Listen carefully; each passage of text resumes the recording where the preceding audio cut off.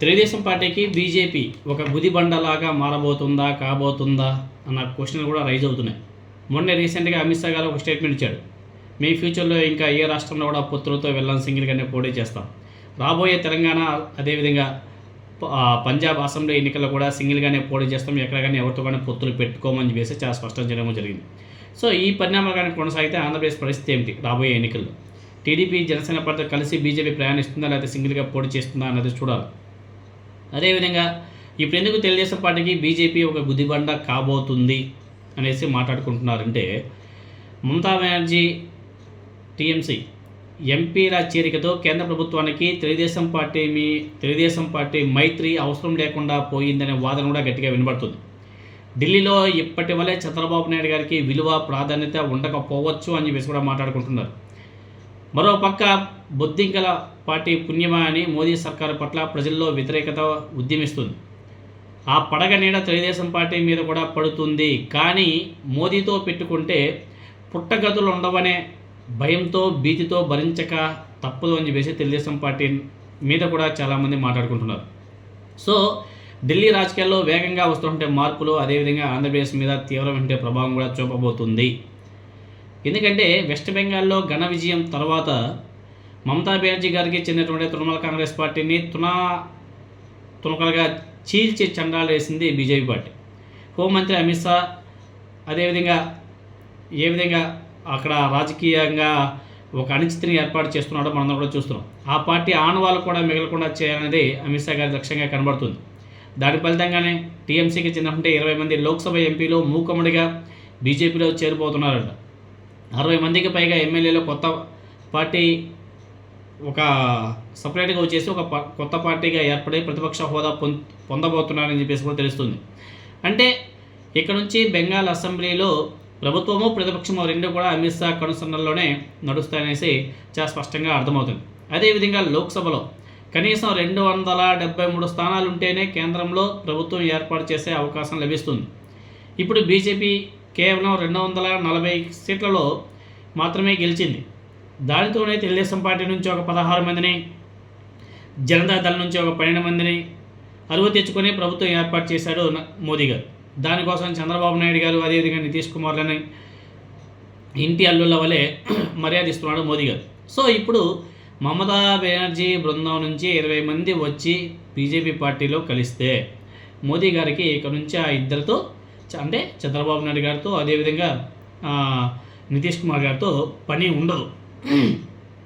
అదేవిధంగా పవన్ కళ్యాణ్, దేవేగౌడ, పాస్వాన్ వంటి చిల్లర మల్లర నేతలు ఉంటే చాలు. ఎందుకంటే అక్కడ నుంచి ఒక ఇద్దరు, ఇక్కడ నుంచి ఒక ముగ్గురు ఉండాలి కాబట్టి ఈ 3 ఏళ్ళు ఎలాగోలా గడిచిపోయే అవకాశం కూడా ఉంటుంది. సో మోదీ అంత రాజకీయ చతురత ఎవరో చేయరు, అలాంటి చతురుడు ఎవరు కూడా ఉండడు అన్న సంగతి మీకు అందరికీ తెలిసింది. అవసరం ఉంటే కాళ్ళు, అది తీరగానే తల మీద తనడం ఆయనకు వినత పెట్టినట్టు విద్య. మోదీ గారికి మొదటి నుంచి చంద్రబాబు నాయుడు గారి మీద ప్రేమ లేదు. దానికోసమే ఒక పక్క ఈయనతో కాపురం చేస్తూనే మరో పక్క జగన్మోహన్ రెడ్డి గారితో కూడా మంచిగానే సత్సంబాలు కూడా కొనసాగిస్తున్నాడు. సో మోదీకి తనతో అవసరం లేకుంటే ఢిల్లీలో తన పరిస్థితి ఎట్లా ఉంటుందో చంద్రబాబు నాయుడు గారికి బాగా తెలుసు. 2014 ఎన్నికల తర్వాత 2 ఏళ్ల పాటు ప్రధానితో కనీసం పలకరించడానికి కూడా వీలు కాలేదు. అమరావతి శంకుస్థాపనకు పిలిస్తే ఒక మూట మట్టి, ఒక చెంబు నీళ్లు వచ్చి ఇచ్చేసి వెళ్ళిపోయాడు మోదీ గారు. సో ఒక రాష్ట్రాన్ని అంతకంటే దారుణంగా అవమానం చేసినటువంటి సంఘటన వేరే ఒకటి ఉండదు. సో ఇటువంటి నేపథ్యాన్ని గుర్తు చేసుకుంటే ప్రభుత్వం నడపడానికి కావాల్సినటువంటి బలం తెలుగుదేశం పార్టీ నుంచి అవసరం లేనప్పుడు మోదీ గారి తీరు ఎలా ఉండబోతుందో మీరందరూ కూడా ఊహించుకోవచ్చు.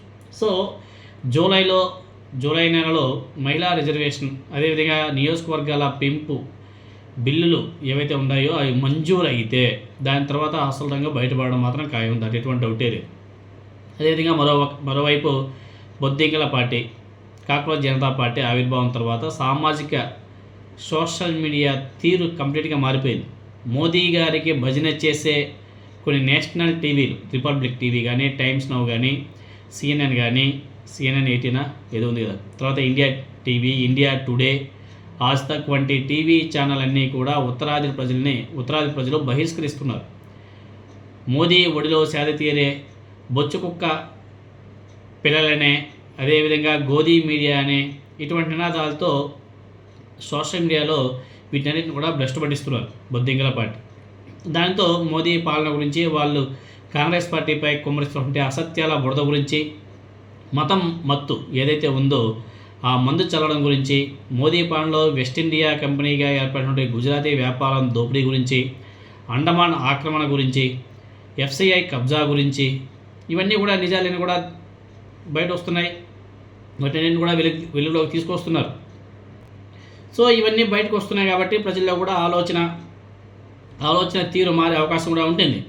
మోదీ ఇంతకాలం తమ కళ్ళకు పొరలు కప్పి దేశాన్ని గుప్పిడి మంది గుజరాతీ దోపిడీదారులకు దోచి పెడుతున్నాడన్న సత్యం బహిర్గతమైపోతుంది.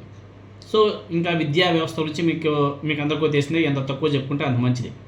ఆ వ్యవస్థలో దారుణమైన లోపాలు, వాటి ఫలితంగా కోట్లాది మంది విద్యార్థుల జీవితాలు అల్లకల్లోలం అవుతున్న ప్రధానమంత్రి మోదీ గారు పట్టించుకోకపోవడం, ఇంత అనర్థానికి కారణమంటే విద్యాశాఖ మంత్రి ధర్మేంద్ర ప్రధాన్ను సమర్థించడం ఎంతవరకు సమంజసమో తెలియదు.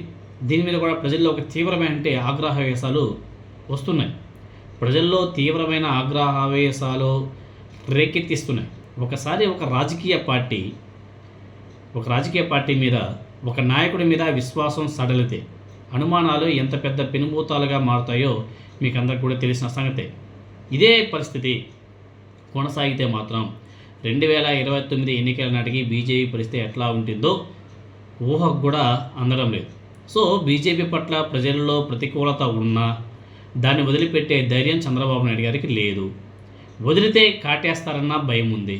దాంతోనే అంటకాగితే ప్రజలు ఆ కోపాన్ని తమ మీద కూడా చూపుతారన్న భయం మరోపక్క ఉంది.